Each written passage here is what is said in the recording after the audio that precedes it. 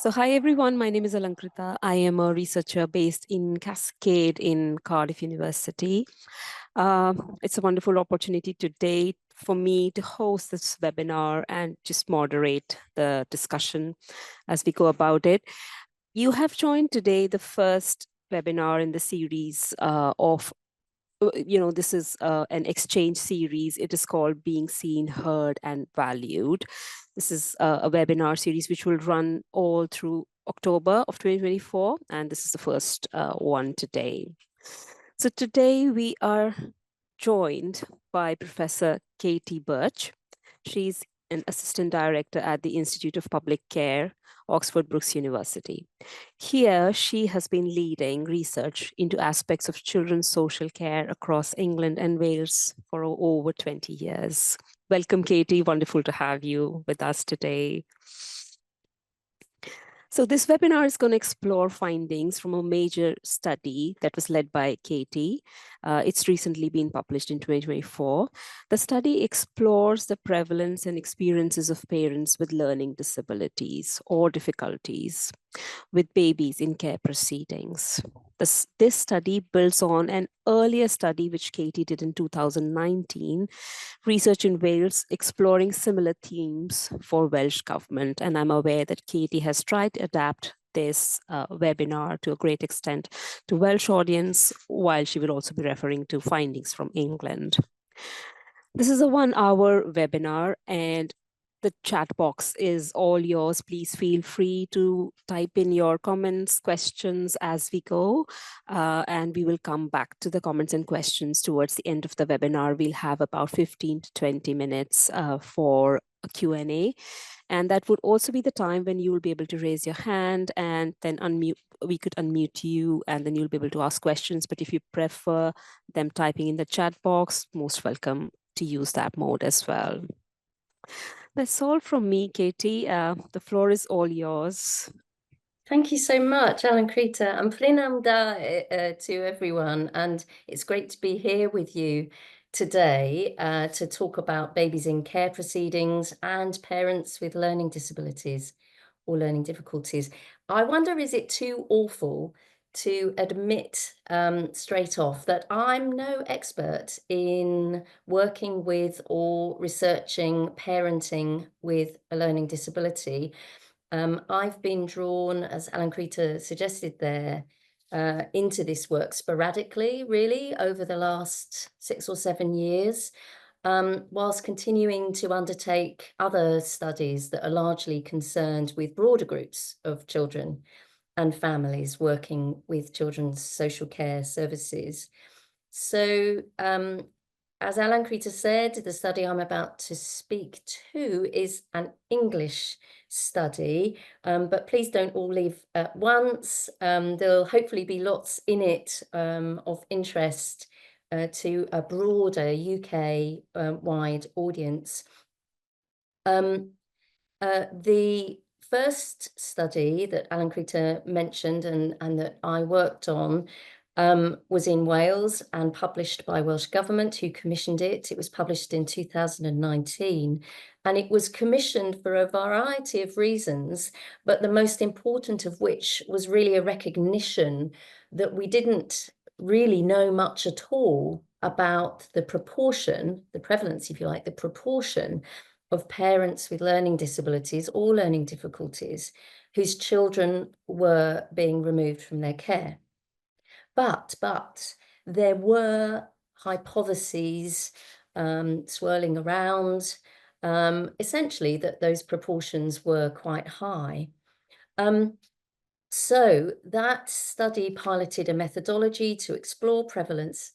To cut a very long story short, that methodology had flaws, and we didn't get close really to getting a handle on the prevalence of parents with learning disabilities whose children were being removed from their care. However, one great thing that did arise from that study was that there's been national guidance, of course, published for social workers in Wales, social workers working with families where a parent is known to have or may have a learning disability, and that that guidance has been published for about a year now. So Wales has certainly stolen a march on colleagues over the border, where there still is no national guidance that's sponsored by UK government there. So that sounds like a very long introduction before we've even got the slides up. I suppose it's by way of saying to you, yes, this is an English study. It does have links with an earlier study in Wales, but crucially, I hope that the findings, the learning, the ideas still feel useful and relevant to you. I'm going to bring up the slides now. So if you just bear with me, and I will share the screen. The study was commissioned by the Nuffield Family Justice Observatory, who work across the UK.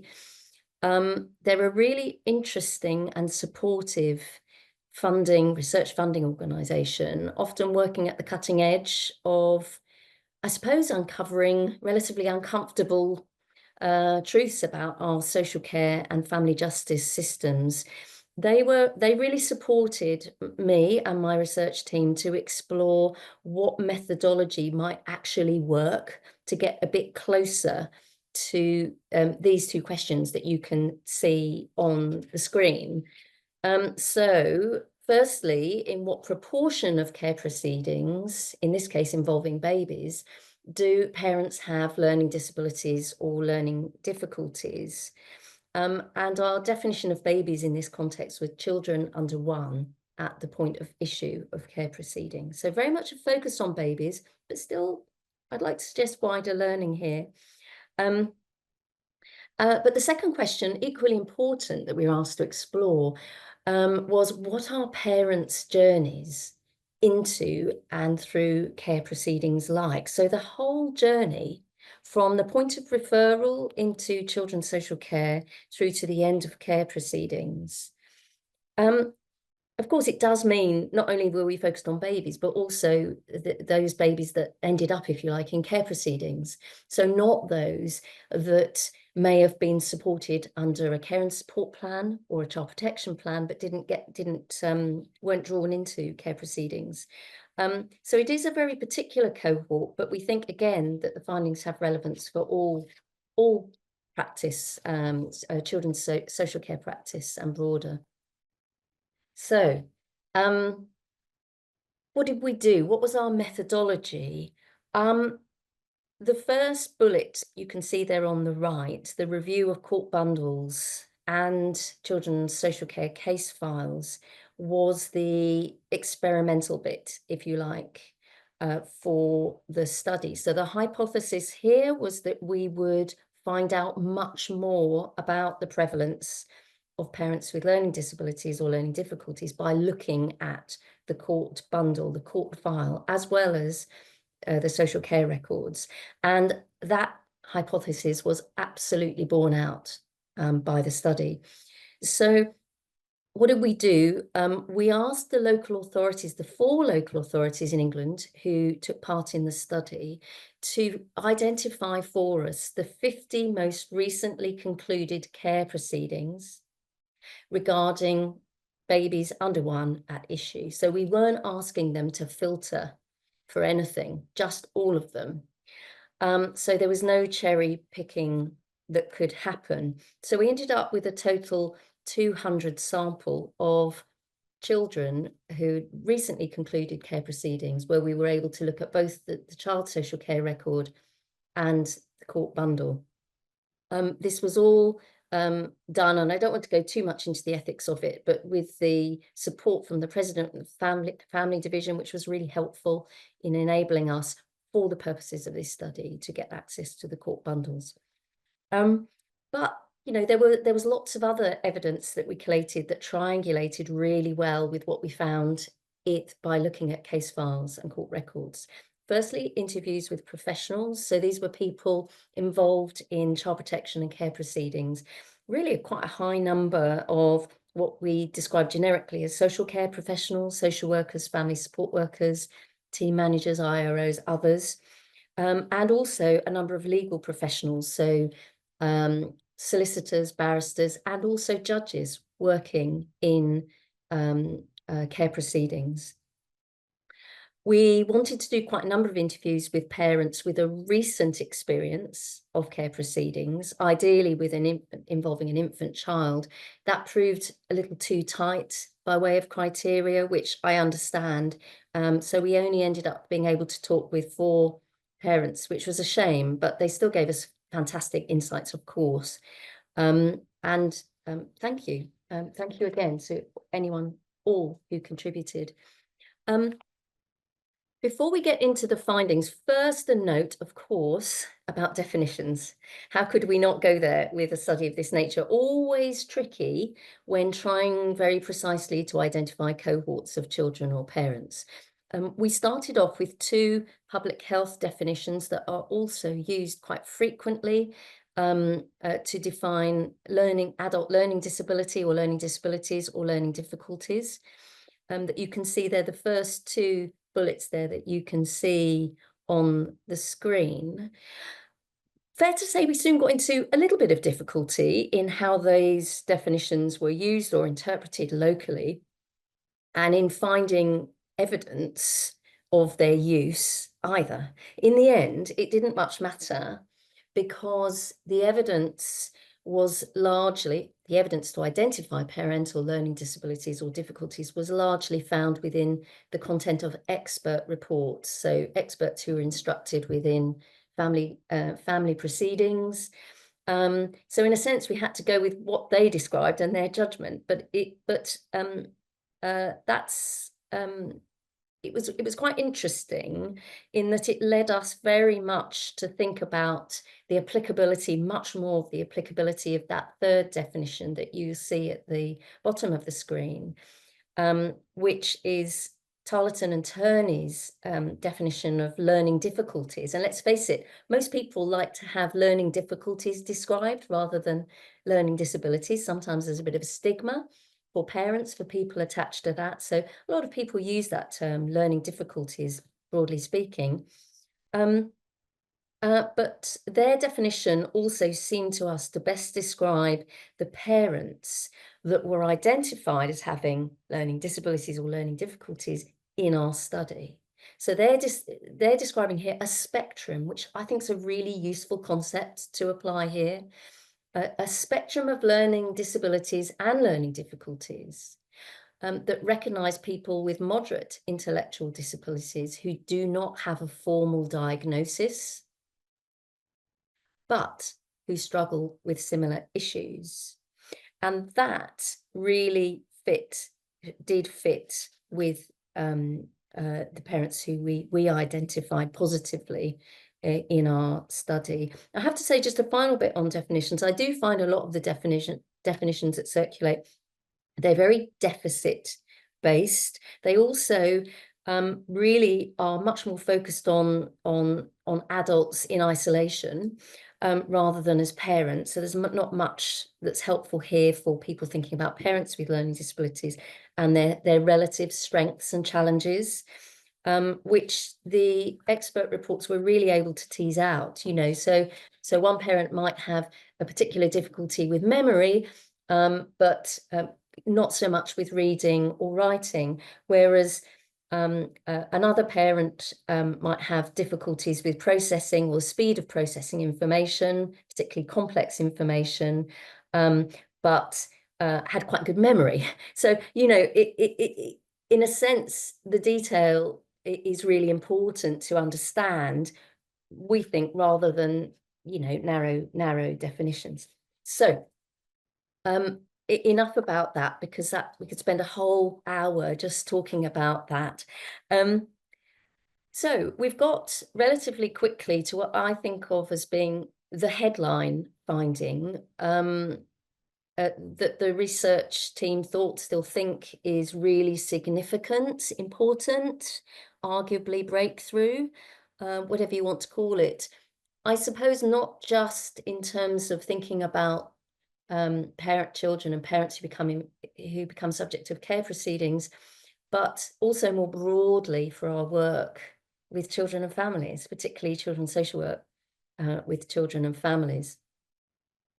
So I'll talk you through these key findings. So approximately 1/3, actually just over 1/3 of the case files and court bundles relating to children had evidence of at least one parent with learning disabilities or learning difficulties that fit within the definition that I've just described. So within that also, just under 1/3 of all of those 200 mothers had learning disabilities or learning difficulties. It's really striking, isn't it? Such a high proportion. Although there was a spectrum, in most cases, those with confirmed learning disabilities or learning difficulties were not in what I think of as the formal learning difficulties category, the specific learning difficulties like dyslexia and so on, but more with an overall IQ of under 70 or just over. So the large bulk of that 1/3 that we found had either what I guess what some people might describe as diagnosable learning disabilities, or just, you know, a little bit over that 70 IQ of 70 mark. So definitely that into that within that definition of Tarleton and Turney's. The variation was quite interesting. So within the London area that participated, they had a slightly lower rate at 22%. Within the more rural area, the proportion was higher, quite a lot higher at 44%. And the two other areas had quite similar, about 1/3 proportions. The variation fits with Public Health England statistics about adults with learning disabilities in the overall population. So that it wasn't that surprising. But also, of course, it's going to vary depending on, you know, how many parents are identified locally, what the court system is like, you know, and what the culture is around requesting expert evidence and so on. So there was some variation. As I said, the evidence of learning disabilities or learning difficulties was primarily located in court bundles. So what that says to me is that our 1/3 prevalence is quite a conservative estimate. And I'm not saying that in order to generate, you know, sort of hyperbole around the findings. I genuinely think that's right, because we were only able to identify parents that had had these experts reports proposed by the family courts themselves. And, you know, of course, there may have been some parents in relation to whom that wasn't picked up, maybe, and even by their solicitor or barrister, it wasn't, yeah, a court report wasn't requested. Those were very detailed reports. Yes, they did, as I mentioned, reference overall IQ scores, but there was an awful lot of other evidence, including from conversations with parents, that was reported that was really useful. So those outlined more specifically the areas of parenting, and it was parenting related strengths as opposed to just general strengths and difficulties. And they were also useful because they could identify where parental learning disabilities or difficulties might interact, for example, with psychological challenges for parents, so parent mental health issues.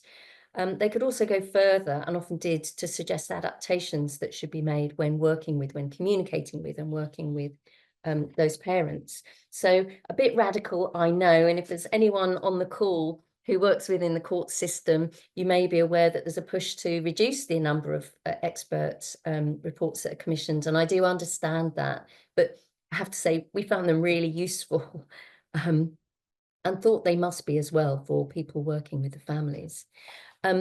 Right, so what else did we find? Well, we looked a bit more closely at the cases where parental learning difficulties or disabilities were identified, at some of the characteristics of those parents. and the circumstances in which they'd been drawn into children's social care. A really high proportion, so over 80%, had been referred into children's social care pre-birth. So where, I suppose, an indicator that they were thought already to be vulnerable. Perhaps not surprising given our cohort of babies as opposed to older children that we were interested in, but still quite interesting. There had been a hypothesis raised in the early stages of our preparing for this study that the mums would be quite young. Actually, we found a real range from 15 to just over 40, but the average was 26 years, so not that young really, and the fathers about the same, although we didn't have such good information, of course, about fathers. The other, I suppose, important findings are that in about half of the cases where we identified parental learning disabilities or difficulties, mum had older children in care, so between 1 and 4 older children in care. And also in about half of the cases, that mother was what I describe as care experienced or social care experienced. So either they'd come into care, they'd been a looked after child themselves, or they had been the subject of usually a child protection plan as a child. So I think also important, in addition to, you know, the stats that you can see there, just to acknowledge the broader context. In almost every single case, there were concerns about domestic abuse, substance misuse, parental mental health. Also, you'd expect those three, but also vulnerability to exploitation in the community. So that was very similar to the Wales study. We also found that there. But I suppose what the message is, this isn't just about learning disability. This isn't social workers saying, oh, mum's got a learning disability, right, automatically child protection issue or whatever. There were other concerns in pretty much every case. Want to talk a little bit about what we found in terms of that journey. So that second area of questioning, what were the journeys like into and through children's social care and into and through care proceedings? I suppose here a very big theme, perhaps the biggest theme, was around timeliness and concerns that we had about delays that we thought in many cases were avoidable. So the first aspect of that really is in terms of the identification of the parent's learning disability or learning difficulty. In 3/4 of our sample, those disabilities or difficulties were identified really at quite a late stage, so in court proceedings. Now you could say, oh, but they were suspected earlier. We did look quite closely at that, and we did acknowledge in some cases where they were identified earlier and recognised. I think if they had been identified earlier in the other cases, then we would have expected some degree of acknowledgement of that on the case file, and really often there was not. There might have been comments along the lines of, I'm not sure mum's understanding this, but nothing proactively done about it, no follow-up, nothing that actually acknowledged that this could be a learning disability or learning difficulty. Really for us, that late identification or even screening or identification meant that the social worker communications, all of the key, particularly parenting assessments, and there's lots of them, of course, and of course, crucially, support services could not be realistically tailored, because if you're not acknowledging that there is a learning need, you're not going to tailor those things, arguably. We felt that was important. The most important aspect of that is that parents would be less likely to engage if the communications aren't, you know, good enough. If the supports aren't tailored, then of course it's logical they're not going to engage as well. And also, you know, arguably there's a waste of resources that have to be repeated. Some things had to be repeated in court, particularly parenting assessments. So where a more generic assessment has been undertaken pre-court, and then surprise, surprise, in court, you're required to do, or back in that back here, when we were doing the research, it would have been PAMS. These days, it would be Parent Assess or another QBUS. But we also thought that, that would mean the important decision-making processes, so child protection conferences, pre-proceedings meetings, all those really important meetings, they wouldn't be tailored either. And we found some evidence that that contributed to delays in court proceedings. So not least, you have to have another assessment to be done, and the court might want to wait a little bit longer to see what the outcomes of that were, but also the outcomes of any ongoing work.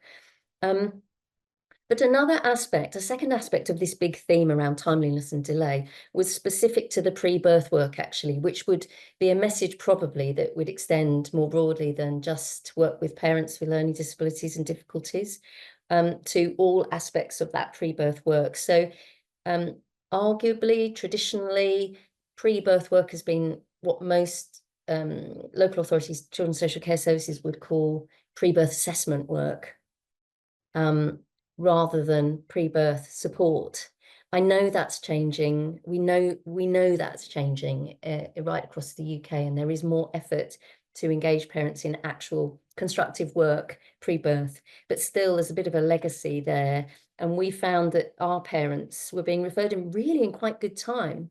So often within the first trimester, if not just a little bit over into the second. So these weren't always, or even often, parents who were, if you like, being catapulted into children's social care late in pregnancy. This was really quite early in pregnancy, which was quite surprising. Why is all this important after all? Well, a number of the professionals involved and the parents reminded us that it is important, because as soon as those care proceedings start, the clock is ticking. And parents have really got quite a limited window to prove that they can parent effectively. And I think particularly given that a number of these proceedings were commenced really quite soon after the child was born. So that clock is ticking is a very real issue. Want to talk also about parents' experiences beyond the, getting timely understanding of your needs, and including communication needs. So firstly, and again, it's not surprising, is it, if we're not screening effectively and we're not really recognising that parents have or may have a learning need. Found quite variable quality social worker communications. So some really, really great examples, but very inconsistent practice. And when we talked with the professionals, the social care professionals particularly, who participated in the study, they identified two main things that were getting in the way. Firstly, training. So essentially what they're saying is either training isn't available on how to work with parents with learning disabilities, or it's offered as optional and not necessarily picked up. And I suppose going back to our 1/3 likely sample, I suppose that finding is a really good prompt for all children's social care services to think about this as being training that's essential rather than optional. But the other thing that often social workers mentioned was a lack of time. And time is actually important, because often that better communication with parents with learning disabilities involves just taking a bit more time to explain things.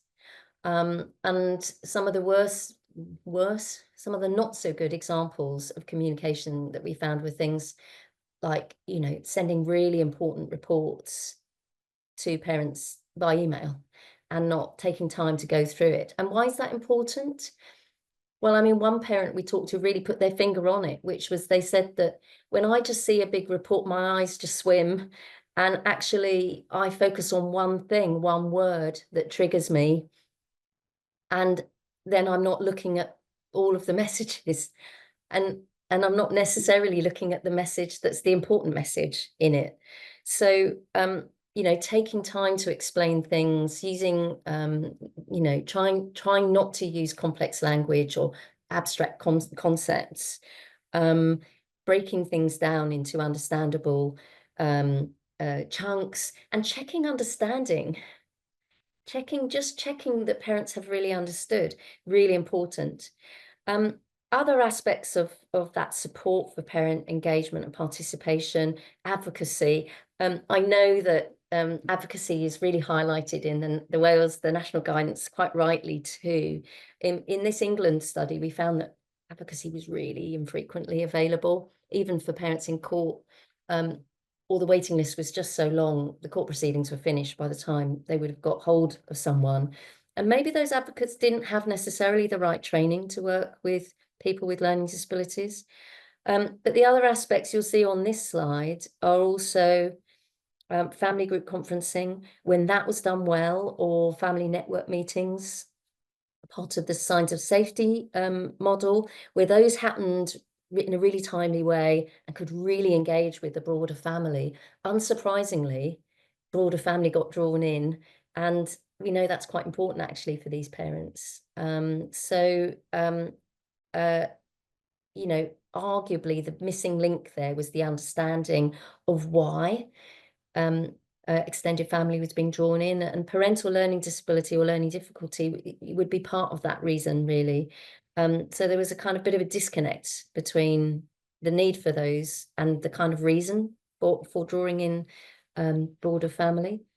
The other thing, and this won't surprise you, is that we found that the mechanisms at the end of proceedings for connecting parents with ongoing support, particularly where babies had been removed, and was really haphazard. So in some cases, in some areas, there was a good strong link into I think it's called Reflect in Wales, those sorts of services where parents get support post proceedings, so important. And a lot of parents that didn't, you know, either they articulated to us in interview, or we could see from the case file, you know, they experienced that radio silence. So, you know, one day we've got, you know, I've got 100 people who want to talk to me, and then the next day, nobody.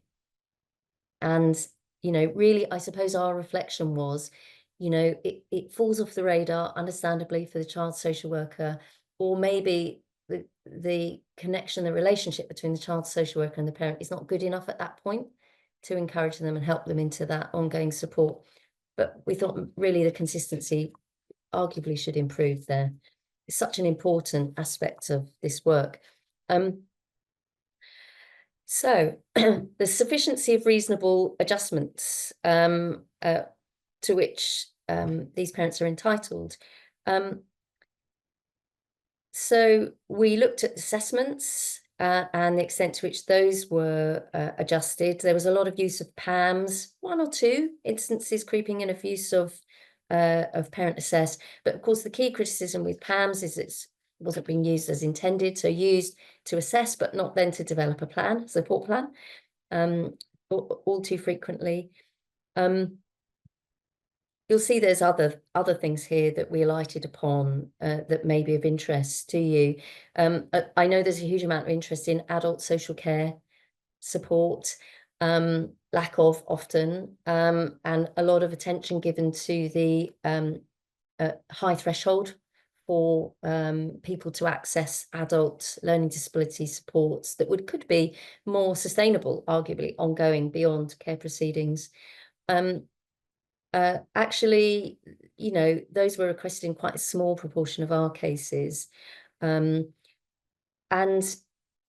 they, you know, often social workers reflected that they didn't even bother requesting or trying a referral to adult social care because they knew the thresholds were so high, or they get into a chicken and egg, which is, well, what's the IQ? Well, we don't know. Can you do the IQ? Well, no, we won't do the IQ until you've got the IQ. Sort of, I know, round and round in circles.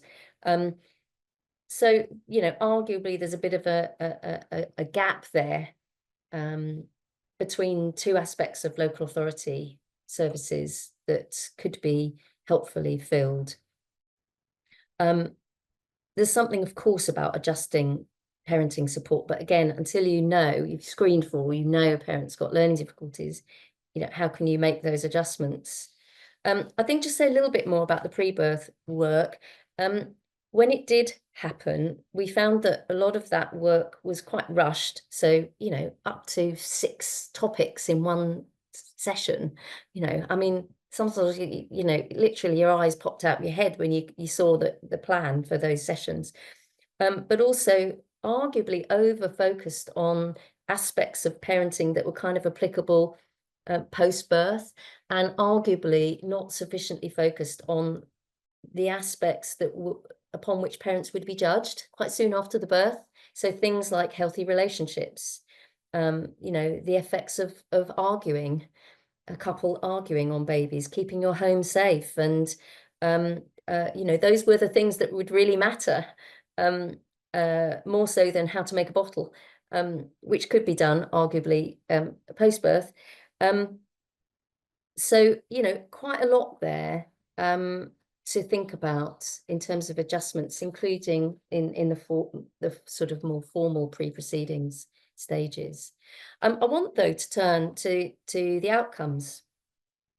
And these are the outcomes for the part of our cohort, our 1/3, if you like, that we identified as having learning disabilities or learning difficulties. And in case it's not clear from this, the key, really the largest proportion of children who had those parents with learning disabilities or learning difficulties were adopted. So, or they had a plan for adoption. We don't know if they were actually adopted, but certainly there was a plan for that. So 44% overall had a plan for adoption.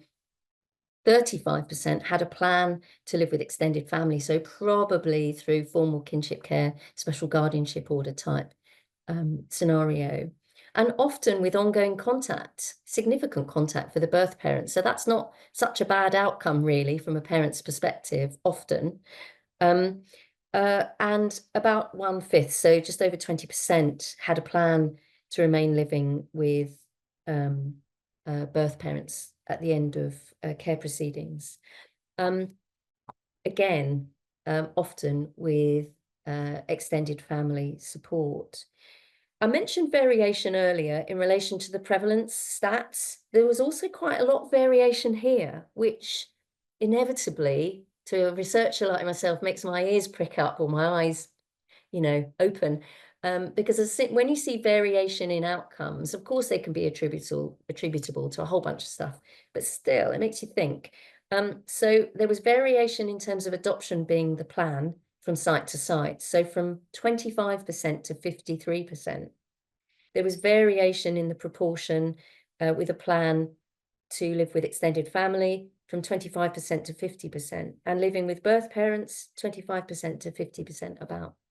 So quite a lot of variation, which does, of course, make you think, what could be, what could we do to get closer, perhaps, to a greater proportion of children able to remain living, at the very least, within extended family, or, of course, with birth parents in some circumstances. So, with that in mind, what do we think are the arguments for doing things differently? And of course, this is mainly with an English audience in mind. Apologies. And you may feel, well, we've got all this in hand in Wales, but no harm in reminding ourselves, though, that one of the reasons for doing things differently is, of course, rights-based. So under the Equality Act, parents with learning disabilities have a right to reasonable adjustments, so they're not put at a substantial disadvantage. So a really clear rights-based reason to do our best here. I think there's a practice improvement-based argument. So put simply, what local authority or other agency working with local authorities doesn't want to make continuous improvements to essentially improve the chances that children can remain safely at home with birth parents. So that's a strong argument. We think also there are whole systems benefits to be had from making improvements. So not least improvements that might reduce delay in court proceedings. So if you've done your tailored assessment pre-court, you won't have to do it again. It won't take all those weeks that delays proceedings. But also cost savings, you could argue, to local authorities from not having to repeat things. You've done your assessment already, pre-proceedings, and now you have to do it all over again in care proceedings. So, you know, there are lots of arguments, of course there are, for trying to make improvements.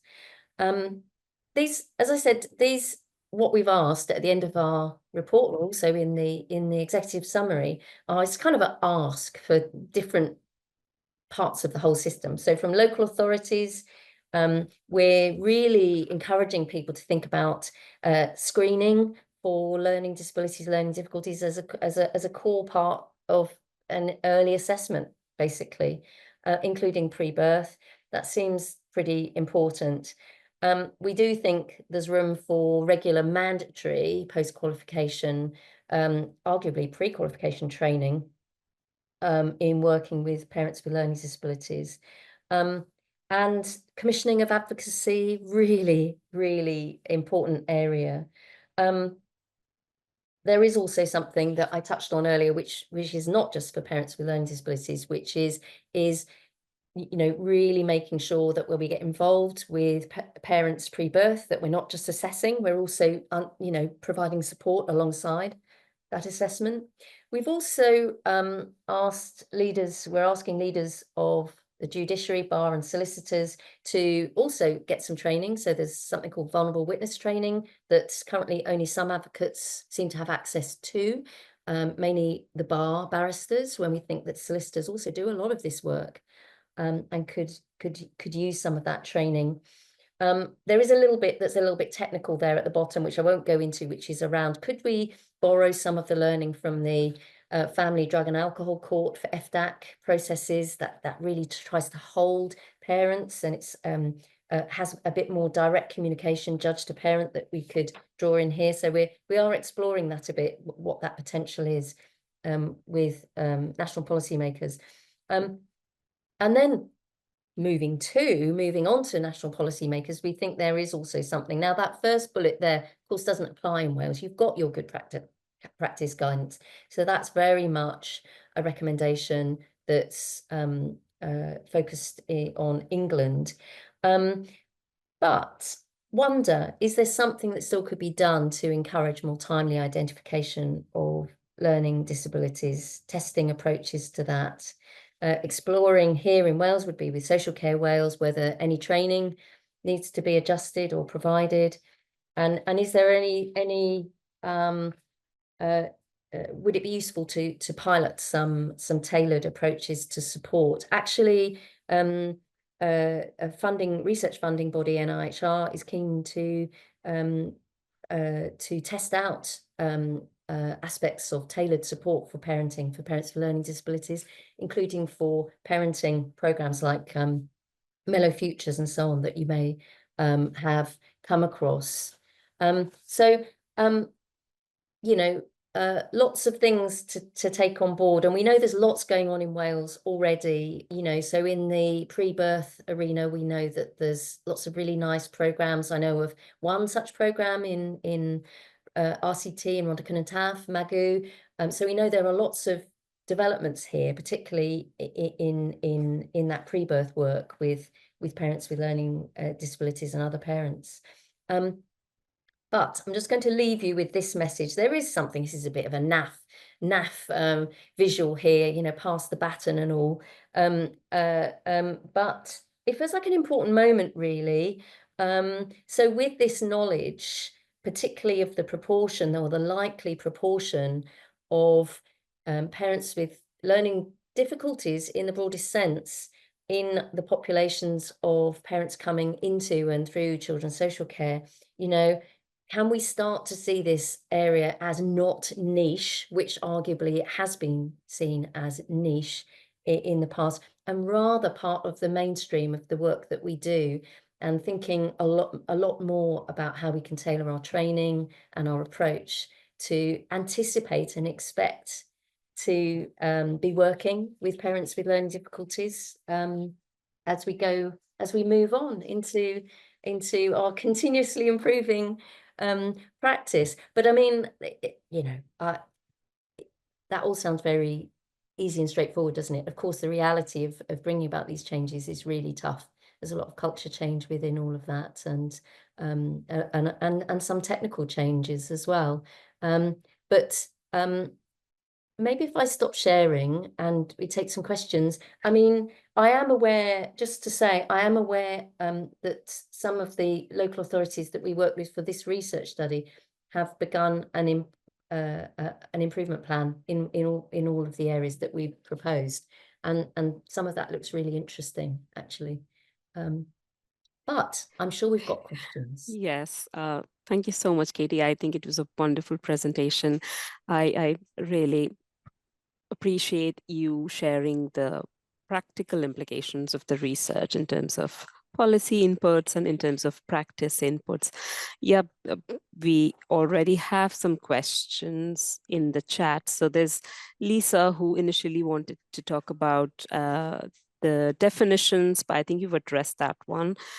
However, there's another question from Lisa. Were the care experienced parents also identified late in proceedings? Is what Lisa wants to know. She says that she's an expert. She's worked as an expert witness psychologist for over 30 years, and she's never understood the lack of identification of parents for whom social services have been corporate parents when they were children. Absolutely. Well, the short answer is yes, I'm afraid. So they were known to be care experienced very frequently, right from the beginning, but they weren't, their learning needs were not part of that understanding. And it does slightly beg a belief, doesn't it? Because, you know, that's a young person who's been involved, who's been a looked after child, who would have had an education plan, and surely their needs understood. I do think there is something, though, for us, that within broader education system, children's learning disabilities aren't always recognised. So it might be easier to reference, for example, a person's ADHD or ASD or another condition, and that we kind of skirt around sometimes the cognitive issues. So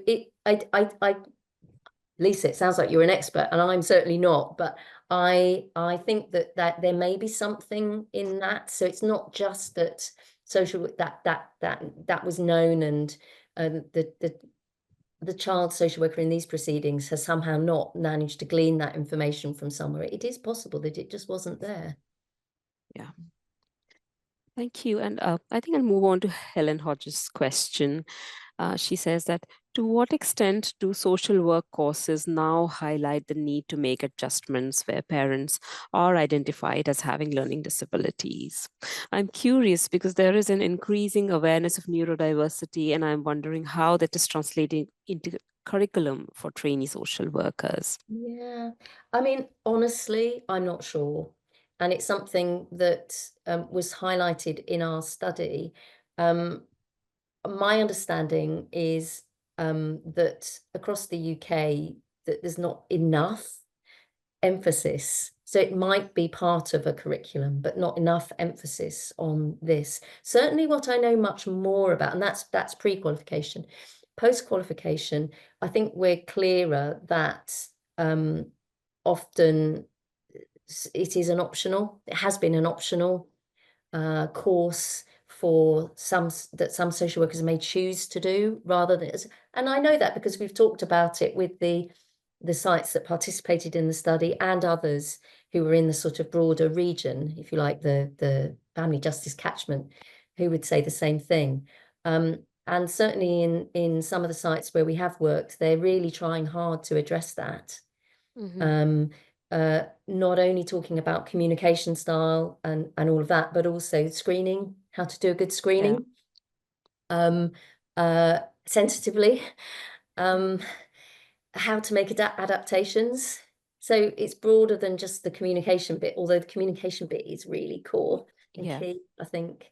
But if people know of good training programs that are going on, and particularly in Wales, I'd be really, you know, pleased to hear about them, because I really want to spread the word, if you like, if there's good stuff out there. Yeah, I mean, if any of you are aware of those things, please feel free to. This is also a knowledge exchange forum. Just feel free to share what you know. So Kate says, I have seen some good, easy read documents to explain elements of the child protection system. Is there any discussion about courts routinely having such documents available for parents to explain what they can expect or request in family proceedings? Mm. It's an interesting one, isn't it? We didn't see much of that, but then it wouldn't be recorded on the court file necessarily or on the children's social care file. So we were limited in what evidence we could gather, but to what people said. No, but people didn't mention that so much in terms of the court arena. I think maybe it's because the emphasis has been on local authorities explaining that, or the parent's solicitor or barrister. Rather than the courts themselves. But that's a very good point. Why should it be only the responsibility of individuals or local authorities? I think, though, that one thing we did pick up on, which perhaps I didn't mention enough, is that in that formal pre-proceedings stage, we found a lot of documentation that was very bureaucratic, and we understood, had lots of conversations with people about why that was, why that maybe had to be. But our reflection was that surely you could convey the same key things, but in a way that parents could understand. And maybe if court proceedings are to follow, something else that does that, because I think what tends to happen is that parents get directed to getting a solicitor, and the hope is that the solicitor will explain to the parent and will have that time to explain. Yeah. And in part that, that's right. And there is that responsibility on the solicitor, but there are some parents who don't get a solicitor that quickly. And actually far better perhaps to be as clear as possible within that formal documentation. So I'm sorry, I seem to have brought it back to local authority Um, responsibility, no, which and I was wondering that this is again, this comes back to what you emphasized in your presentation, that it is a rights-based approach. It is people's right. So, okay, moving on.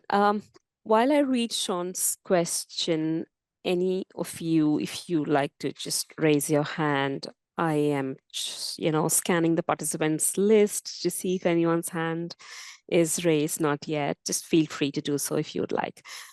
Sean Rollins says that, did the study look into those in the study who had social work involvement in their own right? I believe you've addressed, maybe you might like to yes, expand on this. So some uh, did, yeah, some yeah, did, but very small number. yeah. So she says that, I'm a social worker for adults with learning disabilities. I have worked with children's services as the parent social worker and feel that it makes a difference to the outcome. Do you want Oh, to yes. add something to? Oh, yes, and I think that's why people reach for that as the solution to a lot of this, is children's and adults social care working together, because someone who's got that expertise from working with adults with learning disabilities can really bring a lot to the work that's if you like, the child and family work. And vice versa. The child and family social worker can upskill the adult social care worker in what are some of the things that you have to pay attention to.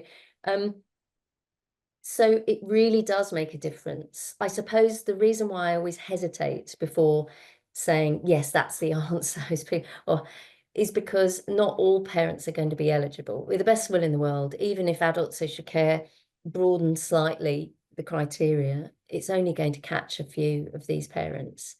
And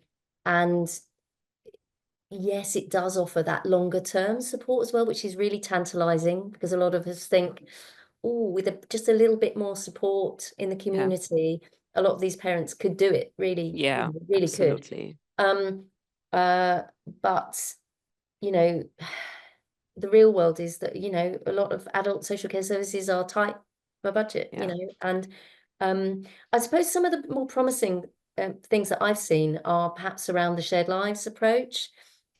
But I'm getting intelligence feedback that that's not being offered that frequently to parents with learning disabilities, but could that be part of the solution here?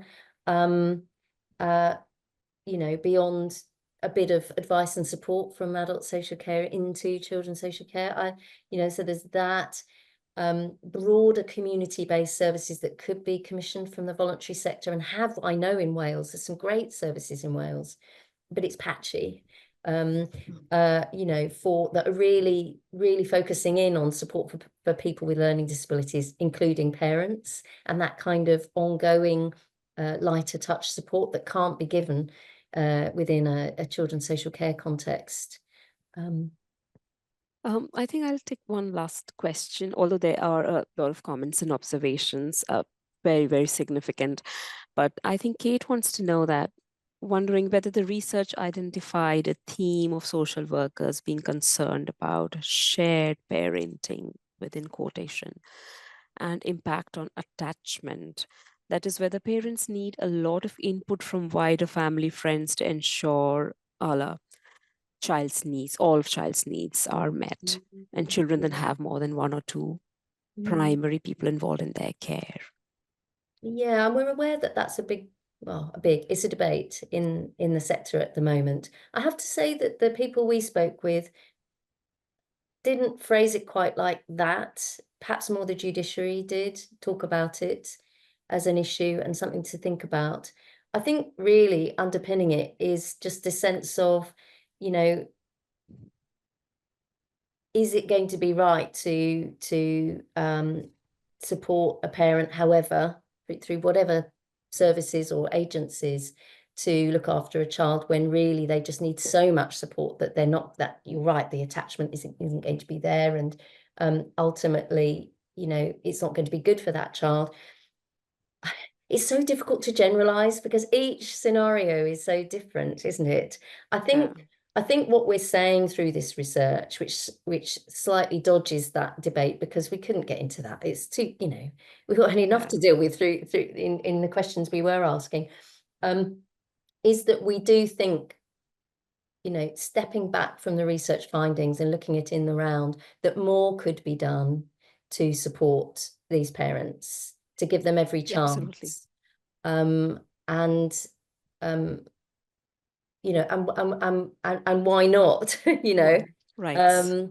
It's their right. So, and I think, another thing that I suppose didn't arise directly from the research, but I've talked about quite a bit, is that perhaps judicial decision making is influenced by the lack of ongoing community-based support.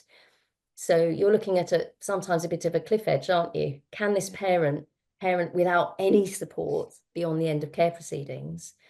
Can they or can't they? Rather than, like all of us, all parents need some support at some stage. Yes, absolutely. As we go along. And so could this parent ongoing with some support, where is it? Where is that? Thank you, Katie. And thank you so much to all the participants. I think that there was a very good engagement on the findings and very good discussion. You will now see a poll on your screen. If you could it's going to take less than a minute to just quickly give us your feedback about this. My team has shared the full report of Katie's research in the chat box.